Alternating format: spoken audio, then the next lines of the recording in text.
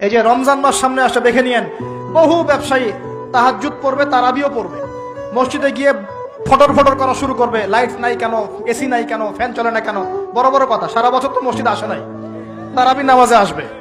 আবার দেখবেন অনেকে সারাদিন তো মসজিদ নাই, জুমার দিনে যায়, জুমার দিনে গিয়ে বলে, এই ইমাম সাহেব ওটা করেন নাই কেন, এই মুয়াজ্জিন সাহেব এটা করেন নাই কেন।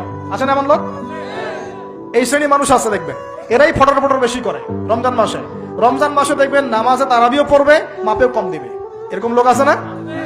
মাপে যারা কম দেয়, এই পাপের কারণে সমাজের মধ্যে দুর্ভিক্ষ নেমে আসে। আমাদের অর্থনৈতিক অবস্থা এমন জায়গায় দাঁড়িয়ে আছে না, দুর্ভিক্ষ যদি চলে আসে অবাক হওয়ার কিছু নাই। দুর্ভিক্ষ চলে আসলে আপনার অবাক হতে পারেন, আমি অবাক হব না।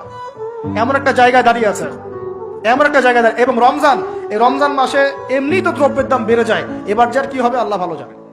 আমার মনে হয়, আমার ভয় হয়, একদম নিম্নবিত্ত মানুষ যারা এবার রোজা রেখে ইফতার যখন করবে তখন হাত তুলে আল্লাহর কাছে বদদোয়া করা শুরু করবে।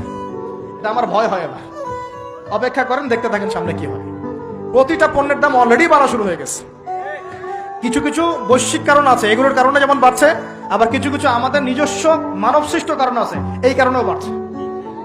মানব সৃষ্ট কারণগুলো বুঝতে হলে আপনাকে বেসিক কিছু অর্থনীতি বুঝতে হবে। এটা পড়াশোনা করেন, দেখবেন আমি গত লেকচারে বলেছিলাম। আল্লাহ রাব্বুল আলামিন আমাদের সবাইকে হালাল খাওয়ার তৌফিক দান করুন। সমাধান কি তাহলে?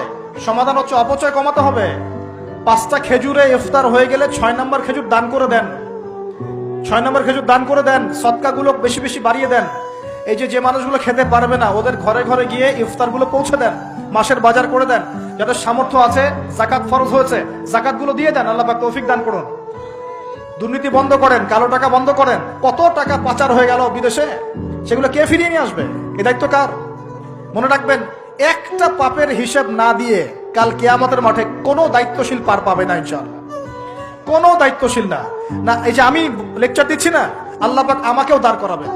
দাঁড় করায় বলবেন, তোমাকে আমি দিনের যে জ্ঞান দিয়েছিলাম সেই জ্ঞানের হক তুমি আদায় করেছো কিনা হিসাব দেওয়া। এই যে বড় বড় মুফাসসিরে কোরআন, মুফতি, মুহাদ্দিস বসাচ্ছেন, পাংখা দিয়ে বাতাস করছেন, হ্যাঁ, চা খাওয়াচ্ছেন, কফি খাওয়াচ্ছেন।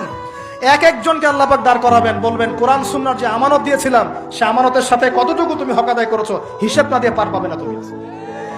ফাইজলামি মনে করেছেন নাকি দিনকে?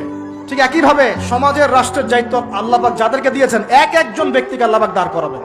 দাঁড় করে জিজ্ঞাসা করবেন, কোন কোন জনগণের কোন কোন হক তুমি নষ্ট করেছো, কার কার হক দিয়েছো, কার কার দাও নাই, সবার সামনে হিসাব দাও, তারপর জান্নাতে যেতে পারবে। এত সহজ না।